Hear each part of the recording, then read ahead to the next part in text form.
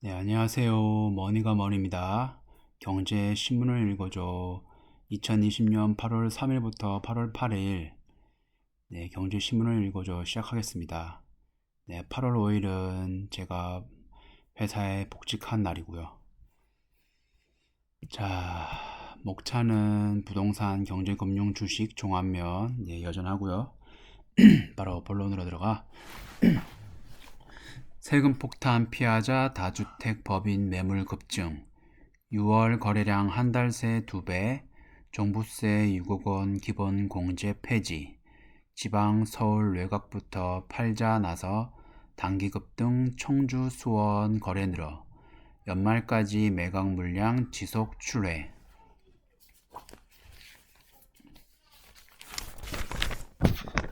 정부가 법인 소유 주택에 세금을 중과하기로 하면서 세금 폭탄을 피하기 위한 법인 매물이 잇따라 거래되고 있다. 절세 목적으로 법인을 세워 아파트를 사들였던 다주택자 물량으로 추정된다.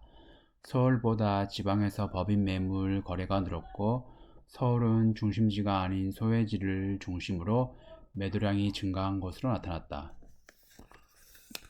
법인도 개인처럼 소외지를 우선 매도하는 경향을 보이고 있다. 안명숙 우리은행 부동산투자지원센터 부장은 서울 강남 지역은 매매가 대비 전세가 비율이 낮기 때문에 지방 또는 서울 외곽지보다 단기 갭 투자 수요가 많지 않았다며 법인도 강남 아파트의 장기 보유 가치가 높다고 판단해 외곽지 물량을 먼저 내놓고 있다고 말했다. 업계는 연내 법인 소유 매물이 쏟아질 것으로 내다보고 있다. 다주택자는 내년 6월 1일 재산세 세액이 결정되지만 법인세는 연말에 확정되기 때문이다. 종부세도 12월에 부과된다. 내년 1월부터는 법인이 보유한 주택을 처분할 때 내는 법인세마저 크게 오른다. 법인을 통한 갭투자 선호지역과 풍선 효과로 시세가 급등한 지역에서는 급매물이 나와 조정 장세가 이어질 가능성도 있다. 업계 관계자는 법인 소유 아파트가 많은 지역은 단기간 가격이 급등했을 확률이 높기 때문에 투자에 유의해야 한다며 정부가 대규모 공급 대책을 내놓은 만큼 실수요자는 여러 선택지를 비교해 볼 수 있다고 말했다. 두 번째, 서울 새 아파트 부족, 입주권 몸값 높아졌다. 6월 거래량 150% 상승, 내년 입주 3만여 가구로 뚝. 매물 품기의 청약 문통 높아져 초기 투자 비용 높아도 사자.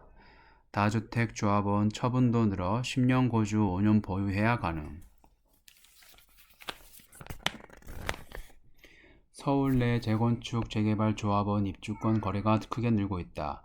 아파트 공급은 줄어들고 청약 문턱은 높아지면서 새 아파트를 원하는 수요가 입주권으로 몰리고 있다는 분석이다. 다주택자의 세금 부담이 커지면서 일부 매물이 시장에 나오기 시작한 것으로 업계에서는 보고 있다. 업계에서는 다주택자를 겨냥한 세제가 강화되자 소유주들이 절세 목적으로 처분하기 시작한 것으로 파악하고 있다. 지난달 발표한 70 대책에 따라 내년 6월부터 1년 미만 보유한 입주권의 양도세율은 현행 40%에서 70%로 높아지고 2년 미만 보유 때 현행 기본 세율 구간별 6%에서 42% 대신 60%가 적용된다.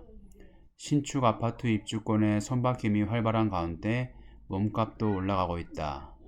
권일 부동산 인포 리서치 팀장은 집값 상승세가 계속되자 매도인들이 높은 호가를 내놔도 매수인들이 앞으로 더 오를 것으로 생각해 거래가 성사되고 있다며 당분간 입주권 시장에서도 공급보다 수요가 더 많은 상황이 이어질 것이라고 전망했다. 네, 두 번째, 경제, 금융, 주식. 개미 군단이 이끈 역대급 반전. BBIG, 바이오, 배터리, 인터넷 게임. 올해 85% 상승. 코로나 쇼크 후 1,400대로 추락. 유동성 개인 매수 앞세워 급반등. 넉 달 만에 정고점 뚫어. 단기 조정 거쳐 우상향 곡선. 코스피 상승 지속의 무게.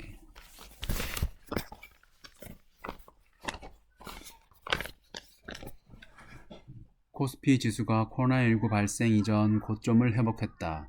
증시에선 여러 기록이 쏟아졌다.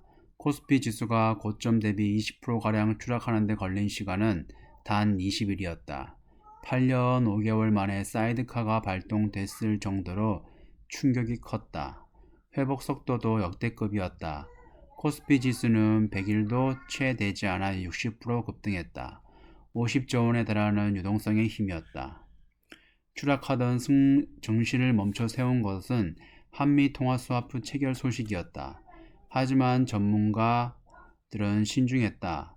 W자 회복 얘기를 들고 나왔다. 또 한 차례 큰 폭으로 출렁일 것으로 내다봤다. 하지만 각국 정부가 나서자 분위기가 반전됐다. 역사상 처음 맞는 위기에 각국 정부가 동시에 엄청난 돈을 풀었다. 유동성 장세가 시작됐다. 한국은행은 0%대로 금리를 낮추며 제로금리 시대를 열었다. 넘쳐나는 돈은 주식시장으로 몰렸다. 급락한 증시는 반드시 오른다는 것을 경험한 개미들은 동합 개미운동의 주역이 됐다. 이들은 삼성전자뿐 아니라 코스닥 시총 2위로 올라선 시젠 등 코로나 수혜주도 사들였다. 반등장은 새로운 주도주를 만들었다. BBIG로 불리는 바이오, 배터리, 인터넷 게임의 성장성에 투자자들이 몰렸다. 삼성 바이오로직스, 셀트리온, LG화학, 삼성 SDI, 네이버, 카카오, NC소프트 등 BBIG 7은 올해 84.64%나 급등했다. 네이버는 4일 시총 50조 원을 돌파하며 3위로 올라섰다. 오늘 기준으로는 LG화학이 갑자기 막 상승해서 토요일인 오늘이 LG화학이 시총 3위입니다. 전문가들은 돈의 힘이 이끄는 상승장이 당분간 지속될 것으로 보고 있다.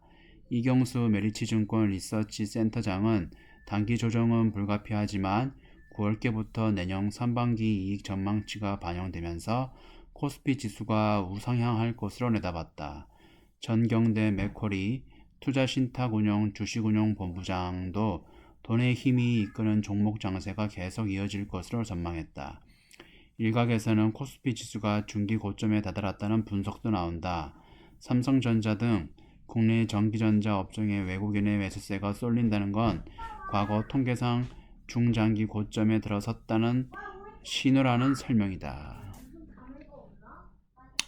두 번째, 실적 부동산 금융 겹 호재 날개편 증권주 개미군단 가세로 거래 급증 해외 주식 매매 증가로 한몫 키움증권 2분기 순수익 317% 상승 정부 아파트 공급 확대에 부동산 PF 부문 실적 호전 기대.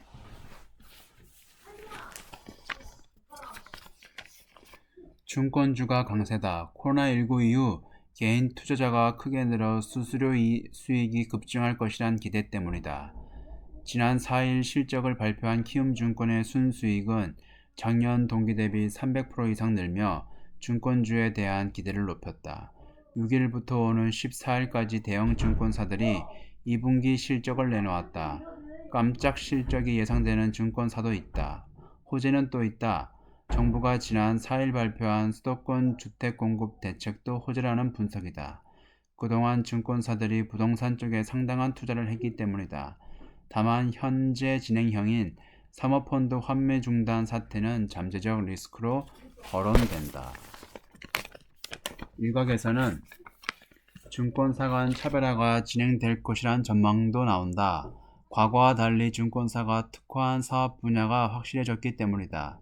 예컨대 키움증권은 개인 투자자 주식거래 점유율 1위다. 주식 거래량에 민감할 수밖에 없다. 메리츠증권은 부동산 금융을 공격적으로 확대했다.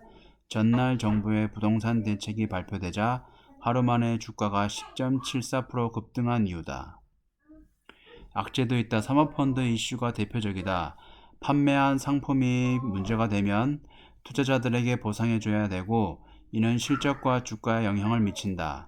라임, 옵티머스, 무역금융펀드 등 사고가 발생한 사모펀드를 많이 판매한 증권사의 실적이 악화될 수밖에 없을 전망이다.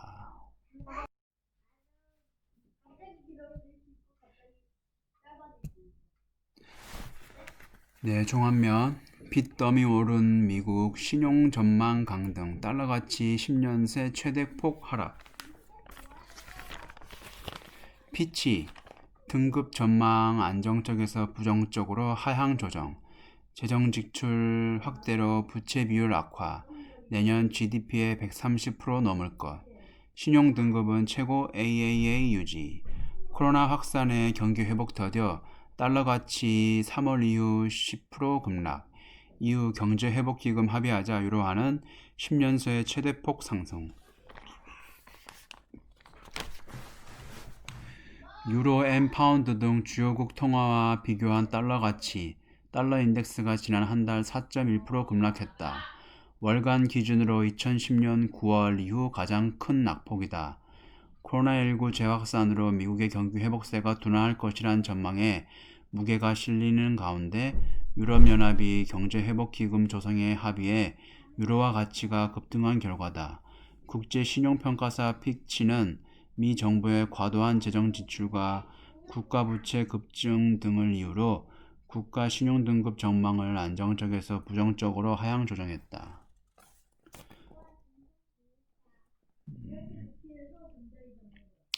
유로화 가치가 급등한 것은 유럽 경기 회복에 대한 기대가 반영된 결과라고 파이낸셜 타임즈가 분석했다. 이유는 지난달 7,500억 유로 규모의 코로나19 경제 회복 기금을 마련하기로 합의했다. 세스 연구원은 다만 유로화가 갑작스럽게 달러를 대체하는 일은 없을 것이라고 강조했다. 국제결제은행 BIS에 따르면 매일 전 세계에서 6조 6천억 달러 규모의 거래가 이루어지고 있는데 이 중 88%가 달러로 결제되고 있다. 아직 달러 패권을 위협할 어떠한 위안화나 유로화나 엔화나 어떤 것도 덤빌 수 있는 그런 화폐가 없습니다. 네, 이번 주는 여기까지고요. 네, 지금까지 시청해 주셔서 감사합니다.